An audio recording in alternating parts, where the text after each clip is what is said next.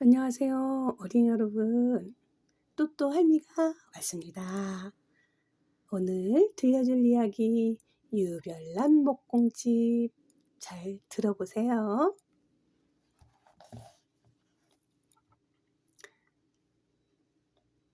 툭툭 아침부터 굵은 빗방울이 떨어졌다.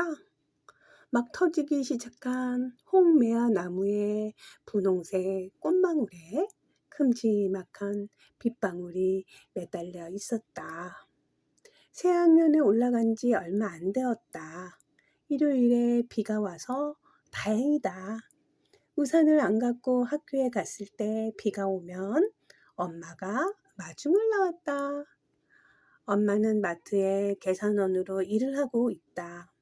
엄마는 주말에만 일을 안 나간다. 지난해 아빠는 가구 만드는 사업을 한다고 지방에 내려가서 오지 않고 있다.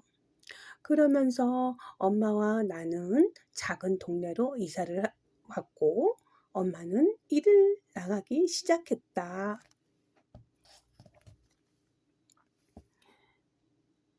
아빠가 빨리 집으로 돌아오면 좋겠다. 아빠가 잠시 이사한 집에 들른 뒤로 못 본 지 6개월은 넘은 것 같았다. 나는 창 밖으로 떨어지는 빗방울에 오른손을 쫙 폈다. 빗방울이 또르르르 손바닥 안에 돌았다. 손바닥을 동글게 말며 빗방울을 움켜잡았다. 빗방울이 손바닥에서 줄줄 흘러내렸다. 비는 서서히 그치고 있었다. 부릉부릉 담 너머로 자동차 소리가 들렸다.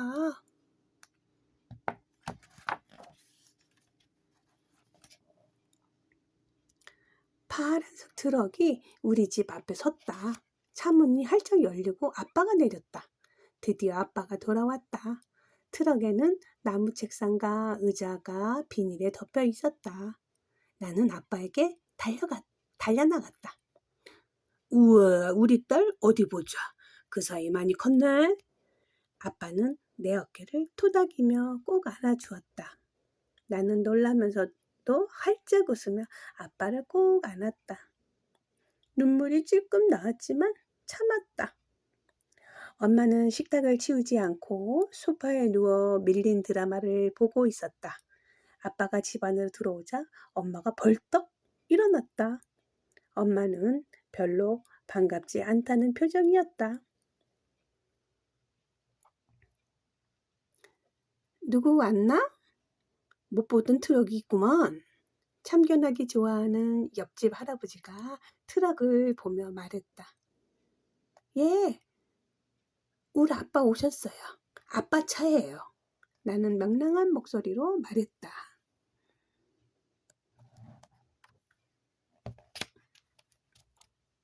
할아버지는 묻고 싶은 것이 많은 궁금한 얼굴로 나를 바라보았다. 차에 책상과 의자가 많네. 아주 잘 만들었구먼. 누가 만들었어?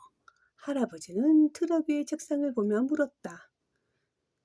잘 모르겠어요. 나중에 알려드릴게요. 나는 아빠가 씻는 동안 괜히 소파에 앉았다가 안방 침대에 누웠다가 일어났다 왔다 갔다 했다.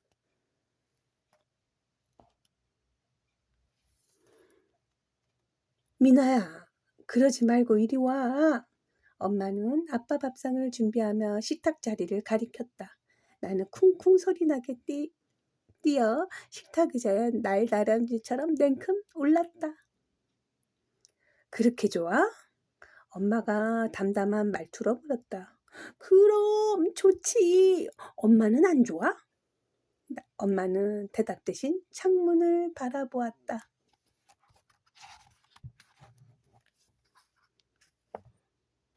아빠의 파란색 트럭이 보였다. 책상과 의자 위에 걸쳐놓은 비닐 덮개에 빗방울이 고였다. 책상과 의자가 교실에 있는 것처럼 줄지어 있었다. 발그락거리는 냄비 뚜껑 소리가 났다. 씻고 나온 아빠는 냉장고 문을 열고 한참 서 있었다.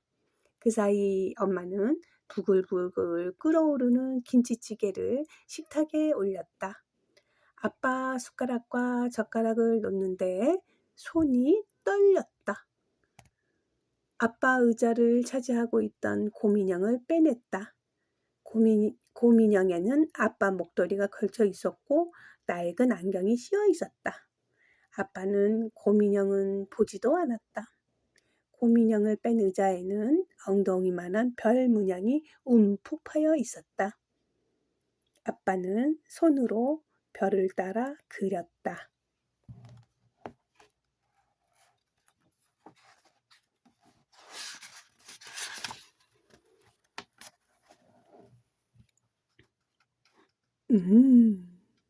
바로 이 냄새야.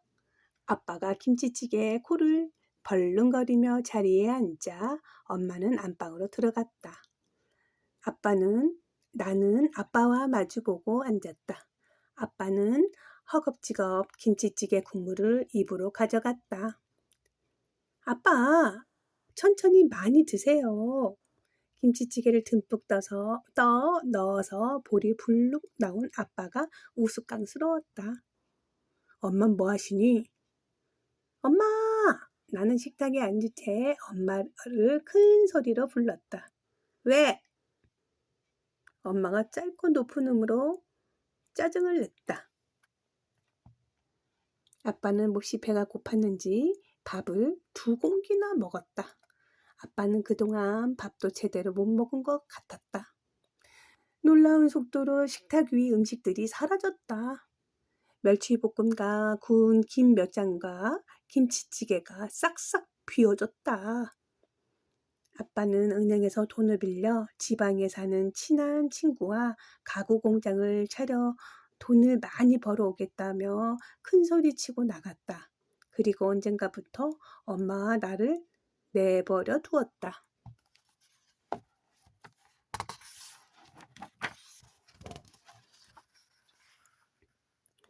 월요일 아침 말끔한 하늘을 올려다보며 학교에 갔다. 오늘은 발걸음이 가벼웠다. 아빠가 집에 있다는 것이 특별한 기분을 만들어 주었다. 아침 조회 시간에 담임 선생님이 새 학년에 필요한 내용이 담긴 가정통신문과 학생 기초 조사서를 나눠주었다. 학교 시계가 아예 고장난 것 같았다. 나는 내내 마음이 붕 떠서 수업이 들어오지 않았다. 집으로 갈 때는 뛰다시피 했다. 다른 날 같으면 아무도 없는 텅 빈 집 안에 들어가기 싫어 느릿느릿 걸었다. 나는 숨을 헉헉대며 가정통신문과 학생 기초조사서를 아빠에게 내밀었다. 아빠는 물끄러미 학생 기초조사서를 살펴보았다. 아빠, 여기 직업에 뭐라고 적어요? 예술가? 아빠는 대답하는데 1초도 망설이지 않았다. 아빠가 예술가라고요? 무슨 예술가인데요? 그냥 가구 디자이너라고 할까? 아빠가 멋쩍게 구렛나루를 쓰다듬었다.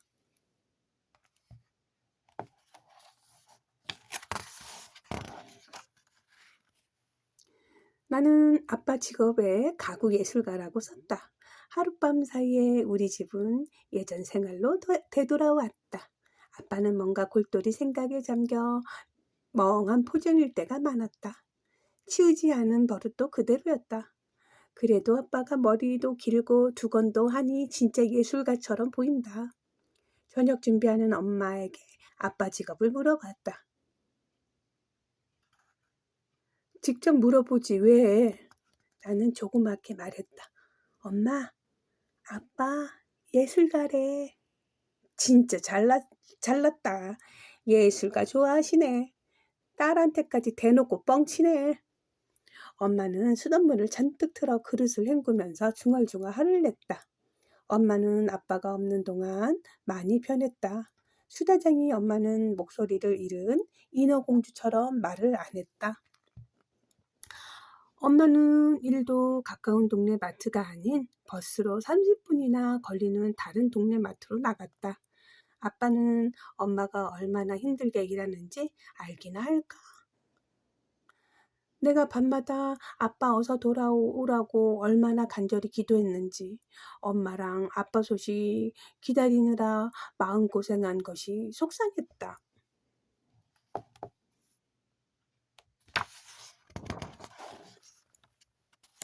학교에서 돌아오니 아빠는 외출하고 없었다. 거실 소파에 수건이 걸쳐 있고 바닥에는 양말들이 어질러 있었다. 밥 먹은 그릇들도 그 식탁에 그대로 놓여 있었다. 엄마가 보면 또 잔소리 할 텐데. 나는 조심스럽게 빈 그릇들을 설거지통에 담갔다. 반찬 그릇도 냉장고에 넣고 수건과 양말을 세탁통에 가져다 놓았다. 발가락이 빠져나올 정도로 해진 양말이 눈에 들어왔다. 나는 양말 냄새를 맡다가 코를 움켜쥐었다. 쓰레기통에 양말을 던져버렸다.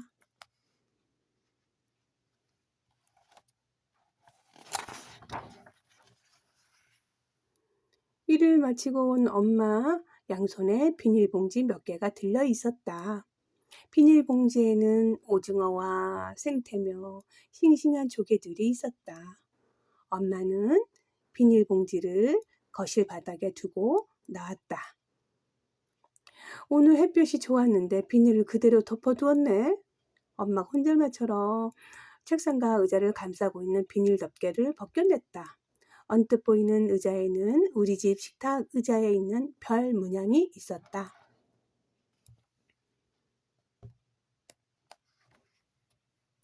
손대지 마! 그냥 둬! 우리 거 아니야! 언제 돌아왔는지 아빠는 벗겨낸 비닐을 다시 씌우며 거칠게 말했다. 곧 주인 찾아갈 것들이야. 그냥 둬도 돼. 아빠가 엄마 눈치를 보며 말했다. 엄마는 거실 바닥에 있던 비닐봉지를 발로 밀치며 방문을 콱 닫아버렸다. 아빠는 트럭에 들어가 나오지 않았다. 문득 나는 차라리 아빠가 오지 않았으면 더 좋았을 거라는 생각이 들었다. 엄마와 나 둘이서 조용히 살 때는 아빠가 무척이나 그리웠는데 지금은 두근두근 심장이 뛸 만큼 아슬아슬한 일들이 벌어지고 있었다.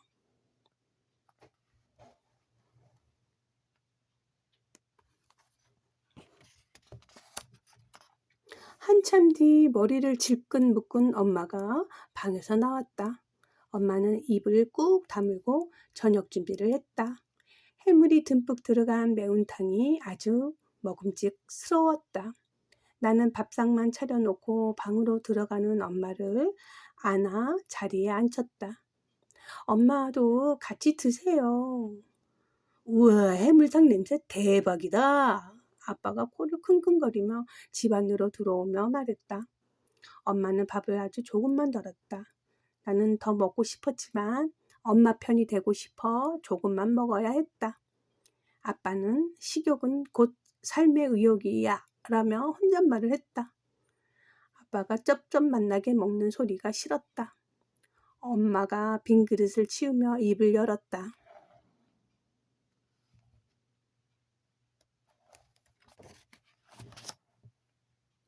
저 책상과 의자들은 뭐고 이제 어떻게 살 거예요? 낮고 무거운 엄마 목소리에 가슴이 쿵 내려앉았다. 다 생각이 있으니까 너무 재촉하지 마. 곧 좋은 일들이 생길 거야. 아빠는 태평하게 말했다. 엄마가 벌떡 일어나 안방으로 들어가 책장에 꽂혀있던 우편물들을 아빠 발 아래로 던졌다. 은행과 카드 회사에서 아빠 이름으로 온 고지서들이었다. 아빠가 시뻘개진 얼굴로 우편물을 집어들었다. 당신이 가구 예술가라고? 기가 막혀서 말이 안 나오네. 엄마가 아빠에게 말을 쏟아붓기 시작했다. 왜? 미나한테는 창피해? 백수라고 하지? 아니, 신용불량자라고 해. 그래, 남들 일할 때 신나게 노래하고 춤추다 굶어 죽은 배짱이도 뮤직 아티스트였겠네.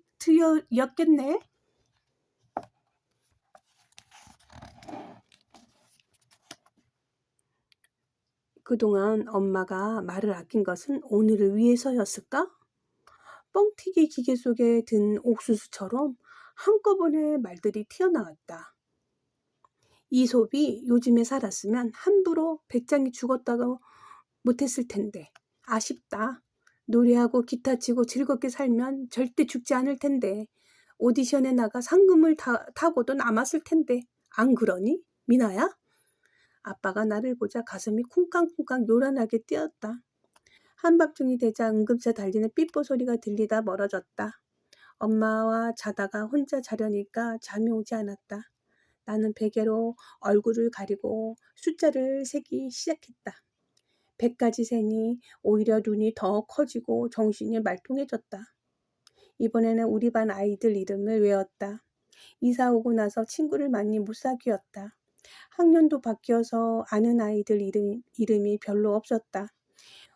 오줌은 누면 잠이 올 것 같아 일어나 화장실로 갔다. 나는 화장실 문을 살며시 열다 멈췄다. 아빠가 화장실 거울 앞에서 눈물을 흘리고 있었다. 화장실 거울에서 아빠의 눈물과 마주쳤다. 나는 화장실 문을 닫고 방으로 돌아왔다. 뒤척거리다 보니 어느새 방문이 환하게 밝아왔다.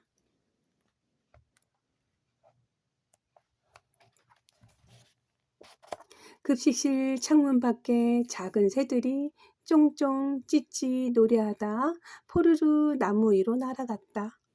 내가 좋아하는 새우튀김이 나왔지만 먹고 싶은 마음이 없었다.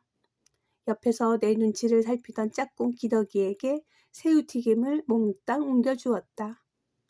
미나야, 혹시 살 빼려고 그래? 눈이 희둥그레진 기덕이가 물었다. 기덕이는 지난해 같은 반이어서 내가 얼마나 새우튀김을 좋아하는지 알고 있었다. 나는 대답으로 고개를 가로저었다.